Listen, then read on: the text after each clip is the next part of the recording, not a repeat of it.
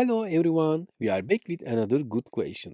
Let's take a quick look at our question. When solving complex operation like this, we must pay attention to order operation to avoid errors. We code the order operation as PEMDAS. P stands for parentheses, S stands for exponent, M stands for multiplication, D stands for division.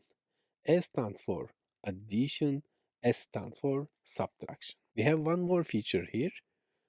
There is no order multiplication and division.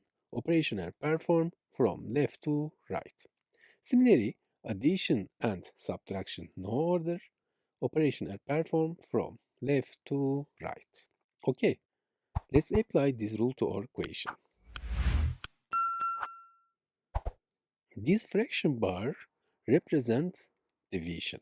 The upper part, the fraction, is done first. Here we have division and multiplication. The division on the left is done first. First division. 4 divide 4 equals 1.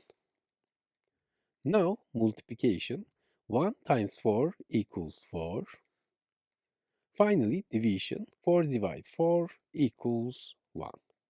We solved the solution in detail. I hope you understand.